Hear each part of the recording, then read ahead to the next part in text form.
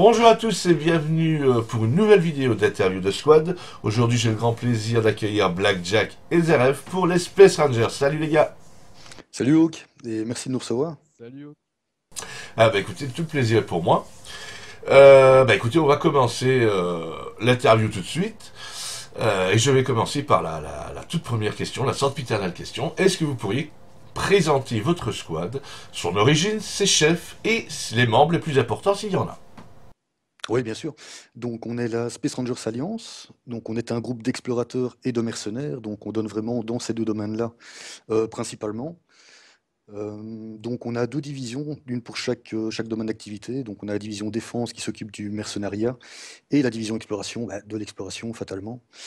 Euh, voilà, donc il faut savoir que chez nous, en fait, on a un code de valeur respecté, ce qui fait qu'on est strictement aligné à l'UE. Donc mercenariat oui, mais pas avec n'importe qui ou pour n'importe quoi. Voilà, sinon au niveau de la structure, on a une structure assez détaillée, axée sur le roleplay, mais le roleplay est facultatif chez nous. Alors concernant l'origine, en fait, c'est arrivé un petit peu par hasard. Donc je me suis inscrit assez tardivement sur RSI.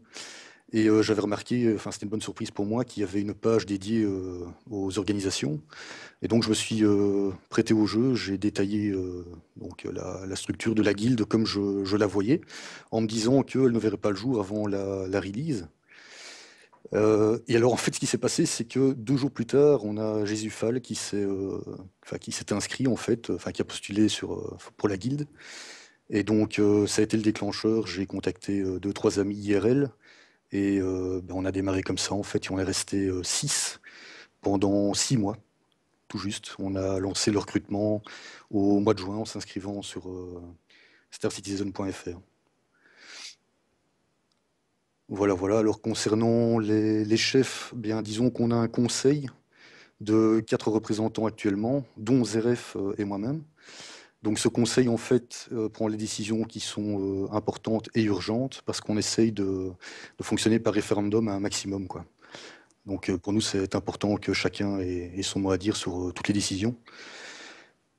Et donc, voilà, concernant les membres les plus importants, je pense qu'il n'y en a pas du fait qu'on est une petite organisation. Donc, on vise à être 35 au départ. On étendra peut-être à 50, mais ce sera en fonction du jeu. Et donc, ouais, voilà, je pense pas qu'il y ait vraiment de quelqu'un qui soit plus important qu'un autre chez nous. D'accord. Ok, bah écoute, merci pour la belle présentation que tu as faite. Maintenant, est-ce que tu pourrais un petit peu nous expliquer plutôt la philosophie du squad, autant au niveau roleplay, puisque tu as dit qu'il y en avait, qu'au niveau IRL. Alors là, c'est moi qui vais répondre. Oui, Zaf. Côté roleplay, le roleplay SRA, donc comme l'Acadie, sera encouragé mais pas obligatoire, hein, chacun s'y adonne en fonction de ses envies. Qu'il soit roleplay ou non, en revanche, le ranger respecte un code. En fait, on a un code d'honneur, le code du ranger, qui nous oblige, de par notre affiliation UE, déjà à rester dans les limites de la loi. Et dans ce code, il est indiqué certains principes, comme par exemple ne pas engager de cible armée ou ne pas perturber le développement d'une espèce monde évoluée. La philosophie majoritaire au sein de la SRA, c'est la protection de ses alliés. En fait, on ne laisse pas un ami ranger mourir. On essaie de protéger ses camarades au maximum. On est une alliance de mercenaires, des mercenaires par contre qui respectent la loi, comme on disait. Et voilà, on peut faire toutes sortes de missions, mais encore une fois en respectant les limites de la loi. Au niveau de la philosophie IRL, donc c'est très simple. On est là pour jouer. Ça reste un jeu avant tout. Donc on veut pas un jeu avec on veut pas être contraint si on veut à se connecter. Donc on veut garder une liberté pour nos membres. C'est-à-dire qu'on a par exemple 3 événements, entre 3 et 5 événements par semaine. Les joueurs viennent s'ils veulent. On a simplement une petite obligation de 3 événements par mois pour participer à la cohésion du groupe, quoi. Mais on n'a rien de plus. Voilà. Chacun est libre de jouer comme il l'entend. D'accord. Alors, bah justement, maintenant, si quelqu'un souhaitait rejoindre les Space Rangers, parce que sa philosophie et l'organisation l'intéressent, qu'est-ce qu'il doit faire? Est-ce qu'il y a des prérequis pour vous rejoindre? Bon, alors là, c'est moi qui reprends. Non, en fait, il n'y a pas de prérequis, donc tout le monde est le bienvenu. Évidemment, le candidat doit être conscient qu'on est aligné UE, donc ça pourrait être une première contrainte. Et alors, il doit savoir que bah, chez nous, il doit choisir entre le domaine militaire, donc la division défense, ou alors l'exploration. Donc c'est un choix à faire là-dessus. Maintenant, bon, c'est clair que il y aura des événements qui feront interagir les deux divisions, donc c'est pas fermé.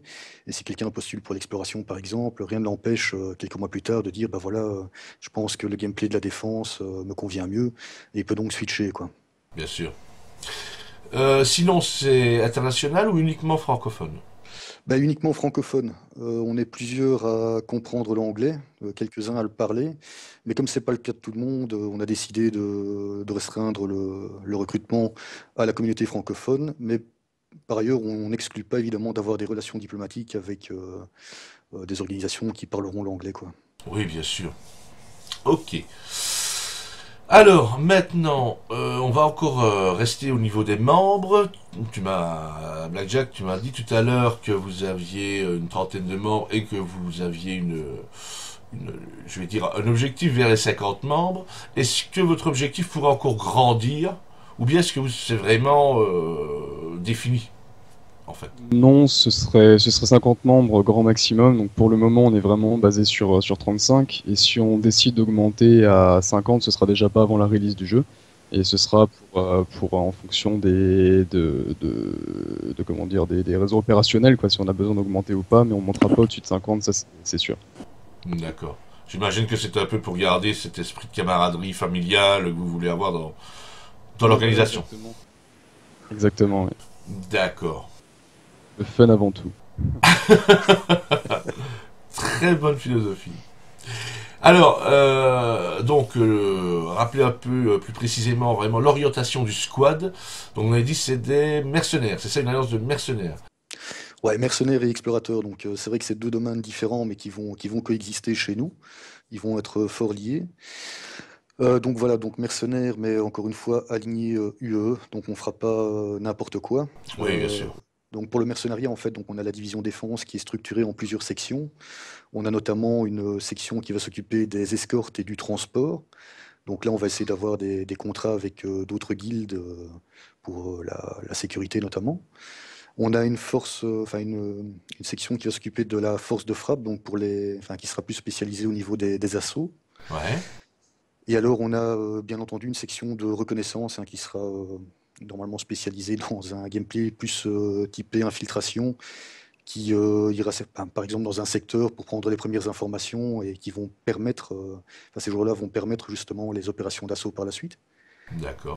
Voilà, et donc en fait, en parallèle à ça, faut savoir que chez nous, on a un petit système de certification, donc c'est absolument pas élitiste, c'est pour qui veut. Donc on a une formation de base au pilotage, donc ça c'est enfin, les manœuvres, tout ça. On a aussi un espèce de petit protocole à respecter avec enfin, ouais, les formations, des mots types, on va dire, enfin un petit langage plus tactique. Voilà, et alors bon, bah, pour ceux qui le veulent, fatalement, ça peut être poussé, quoi. Donc ça, on l'a prévu, et donc ça ira de pair avec ce gameplay au niveau mercenariat. Et par contre, pour l'exploration, bien là, évidemment, c'est un peu plus libre, hein, c'est pas obligatoire, fatalement, de devenir un as du pilotage. Le gameplay est totalement différent, quoi. C'est pour ça qu'on a fait deux divisions distinctes. D'accord. Maintenant, sans trahir de secret, à part le fait de jouer ensemble, est-ce que vous avez un autre objectif? Euh, Dominer la galaxie, par exemple. Non, bien sûr. On les attrapera tous. non, bah écoute, au niveau exploration, bah oui, bah, je pense que comme beaucoup de guildes d'exploration, on aurait bien envie de découvrir un point de saut qui nous mènerait vers un système inconnu avec des planètes à découvrir, des ressources à exploiter. Donc voilà, ça ce serait vraiment génial et je pense qu'il y a beaucoup de joueurs qui sont dans ce trip-là. Ah, c'est le Graal, ça. Ah ouais, C'est le rêve de tout explorateur, c'est clair. ah, c'est sûr. Et maintenant, sinon, bah, à côté de ça, ouais, effectivement, au niveau enfin, du mercenariat, c'est plus modeste parce qu'on est moins nombreux, quoi. Donc on va pas prendre d'assaut un Kingship Van Null, enfin quoique. Pourquoi Pour pas, le ça fun. peut être fun. Ouais, c'est ça. Avec un Aurora blindé de carburant, pourquoi pas. D'accord. Euh, Maintenant, j'aimerais bien parler un peu de vos relations avec les autres organisations, parce que bon, il y aura des organisations de type, mais également des organisations comme les vôtres. Et à votre avis, quelles seront vos relations avec ces autres squads? Bonne, on l'espère. On attache une grande importance à la diplomatie. Voilà, on a bien précisé notre affiliation pro-UE, donc on traite qu'avec les guildes qui sont de la même affiliation. Voilà, maintenant, on est tout très enclin à nouer des contacts. On attache vraiment une grande importance à cette partie de diplomatie pour pouvoir jouer ensemble. On n'est pas du tout contre des relations, on est même vraiment très pour, on va dire. Ouh. C'est très très bien. Ok, d'accord. Bah maintenant, écoutez, j'ai terminé moi avec mes questions un peu formelles et je voudrais vous poser à chacun des questions un peu plus personnelles, je vais dire. Alors, on va commencer par Black. Black, d'un point de vue personnel, qu'attends-tu le plus dans Star Citizen et est-ce qu'il y a quelque chose que tu regrettes dans le concept de Star Citizen? Bah alors regretter, non. Je suis un grand fan de Chris Roberts depuis vachement longtemps. Mon premier jeu PC, enfin j'ai joué à la console avant, mais mon premier jeu PC c'était Wing Commander 3. Ça m'avait déjà bluffé à l'époque. Donc regretter pour l'instant, non. Vraiment, vraiment rien. J'espère qu'il prendra bien le temps pour faire un jeu vraiment bien complet. Mais je pense que de toute façon, ça fait partie du personnage. Donc pas de regret. Et alors ce que j'attends le plus, bah, il y a beaucoup de choses qui ont l'air vraiment intéressantes dans le jeu. Donc je dirais que ouais, il y a bien une chose en fait, c'est pouvoir me poser sur une planète peut-être et ouais, bêtement regarder le ciel en fait à partir de cette planète-là, quoi. Et toi, Zeref? Alors moi, ce que j'attends le plus dans le jeu, c'est du réalisme et une immersion sans précédent, comme on l'a promis. Et disons qu'en fait, étant passionné d'exploration spatiale depuis que je suis gamin, je veux pouvoir mettre mon vaisseau en orbite autour de la Terre et regarder un peu le spectacle, quoi, poser le pied sur Mars, voir un trou noir, ce genre de choses. Et après, au niveau des choses que je regrette, ça, je pense que je pourrais en parler après la release. Pour l'instant, on peut pas encore Oui, se redicter. c'est pas totalement faux. Et dis-moi, Zeref, cette fois-ci, je vais commencer par toi. Comment as-tu découvert Star Citizen? Alors, je me souviens plus vraiment, mais tout seul comme un grand, en fait, en cherchant de simulation spatiale sur Google. Ah, comme ça, par hasard, quoi. C'était vraiment tout simple, ouais, ouais, je me suis dit, tiens, j'ai jamais testé simulation spatiale, pourquoi pas? J'ai tapé ça sur Google, j'ai vu Star Citizen, j'ai regardé, j'ai lu, et puis bah 3 mois plus tard, je me suis réveillé en me disant, merde, ça y est, j'ai été pris dedans. D'accord, et c'est la même chose pour toi, Black, ou l'histoire est différente? Bah écoute, elle est légèrement différente, hein. Je parlais d'un peu de hasard tantôt pour la création de la guilde, et en fait pour Star Citizen, c'est un peu la même chose. Donc j'avais perdu Chris Roberts de vue là depuis un certain temps. Enfin oui, qui sortait plus de jeu, et on m'a parlé du système Kickstarter en fait que je connaissais pas du tout. Et alors je me suis connecté un jour sur la plateforme Kickstarter et par hasard, je suis tombé à ce moment-là sur le projet de Chris qui visait à nous faire un jeu spatial comme il avait fait les Wing Commander, quoi. Et donc à ce moment-là, comme je connaissais pas bien le principe du Kickstarter, bah, j'ai pas baqué. Mais par contre, je trouvais ça super intéressant et je me dis, bah, j'espère que ça va aboutir. Il faut savoir qu'à ce moment-là, quand je regarde la page, il a déjà dépassé le budget qu'il demandait, quoi, hein. Donc voilà, puis après j'ai perdu ça de vue et en fait, je crois que c'est dans le courant de l'été 2014, j'avais envie de me relancer dans une Space Sim, j'avais testé l'univers X et bah, finalement il y avait quand même pas mal de bugs dans cet univers-là, donc je voulais autre chose. Et j'avais vu Elite Dangerous et alors on parlait de Star Citizen qui était un concurrent. Et bah, du coup j'ai fait des recherches et j'ai vu que c'était le projet de Chris, donc fatalement le projet avait marqué des points par rapport à Elite Dangerous, je vais dire, dans le sens où, connaissant un petit peu le personnage et sachant que c'était un passionné, je me doutais bien qu'il allait nous faire un truc vraiment balèze. Et voilà, bah, j'ai encore mis un petit peu de temps, j'ai cherché, et finalement, bah, je me suis inscrit vers la fin 2014. D'accord. Bah oui, ça c'est quand on a des anciennes légendes du jeu vidéo comme ça qui reviennent, ça Ah fait oui, toujours plaisir. ça c'est Alors, clair. justement, en parlant de Chris Roberts, bah écoute, on va rester sur toi, Black, pour le moment. Sur quel jeu de Chris Roberts, les anciens jeux de Chris Roberts, as-tu joué? Eh ben, j'ai donc commencé avec Wing Commander 3, donc qui m'avait bluffé à l'époque. J'ai vraiment adoré. Donc fatalement, j'ai enchaîné avec le 4, puis j'ai aussi joué au 5, Prophecy. Ouais, j'ai joué un tout petit peu à Wing Commander 2 chez un cousin, donc quelques heures. Et alors, j'ai joué que quelques heures, en fait, à Freelancer. Voilà, Ah oui, donc en fait, c'est vrai que quand on parle de Chris Roberts, c'est le jeu qui revient. c'est Et pas le meilleur. Mais ouais, c'est pas le bah voilà, meilleur. mais je sais pas juger, j'ai joué vraiment que quelques heures chez un ami, donc je ne sais pas dire, mais par contre, les Wing Commander, ça c'était déjà bluffant à l'époque, hein, puisque tu avais des fins alternatives, c'était Ah, c'était énorme. tu as manqué le Starlancer alors, celui qui était juste avant, Ouais, le... effectivement, ouais. D'accord. Il était bien celui-là? Ah, il était très très très bien. C'était plus de Ah, la sauce Wing Commander, c'était un peu plus dans ce style-là, quoi. ah oui, d'accord. Et toi, Zeref? Et ben moi non, jamais. Je plaide coupable, hein. Ouh. J'ai l'intention de tester au moins un de ces jeux avant la sortie de Star Citizen, histoire de D'accord. voir comment c'était à la bonne époque. Ah, bah il faut. D'ailleurs, sur GOG, ils sont pas chers, hein. Ils sont tous présents, les Wing Commander, pour ceux que ça intéresse, et ils sont pas chers du tout. Sur Good Old Games. Ouais, ouais, effectivement. Alors, je vais vous poser une dernière question qui est très très subjective. Et je vais commencer par Zeref. Quel est ton navire préféré, ton coup de cœur dans Star Citizen?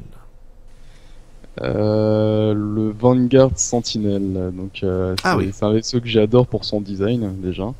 Et pour la guerre électronique, puisque moi par exemple dans la SRA, je m'occupe de la section Ghost, la section reconnaissance. Donc mhm, la guerre électronique fera partie de mon gameplay et je pense que ça va être un sacré vaisseau pour ce pan de gameplay justement. d'accord. Très bon choix. Et j'imagine que tu as pledgé pour le Sentinel, donc. Et non, justement, Même je veux le pas. mériter dans le jeu. Ah, c'est un bel objectif. C'est mon vaisseau coup de cœur au point que je veux le mériter moi-même. C'est un très bel objectif. Et toi, Black, dis-moi, quel est ton coup de cœur? Bah écoute, le coup de cœur, parce que bon, je les aime tous, mais le coup de cœur, bah, c'est pas original, c'est le Constellation. Ah, il revient souvent, ouais.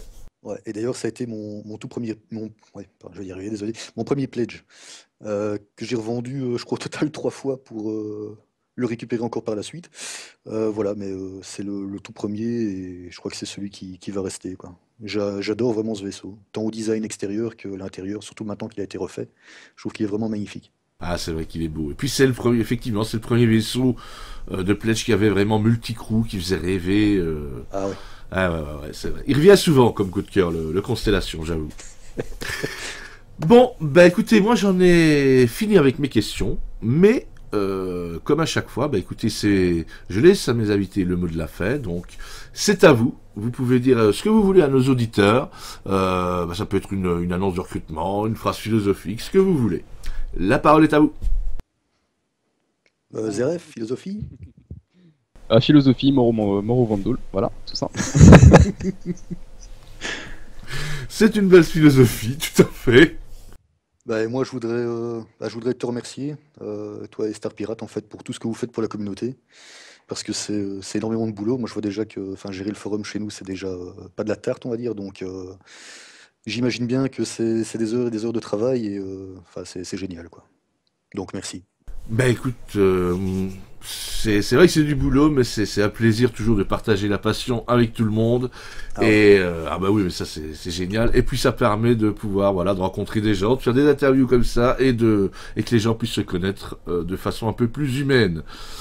Ouais. Eh bien, en tout cas, Blackjack Zeref, merci beaucoup d'avoir accepté mon invitation et d'avoir fait cette interview de Squad. Merci à Merci à toi. toi de nous avoir invités. Mais voilà, et vous avez représenté dignement les Space Rangers. Merci. Voilà. Bien le Maintenant, vrai code. maintenant, il ne reste plus qu'à dire au revoir à tous ceux qui nous regardent et à dire à la prochaine fois pour une nouvelle interview de Squad. Salut tout le monde! Au revoir tout le monde, à bientôt.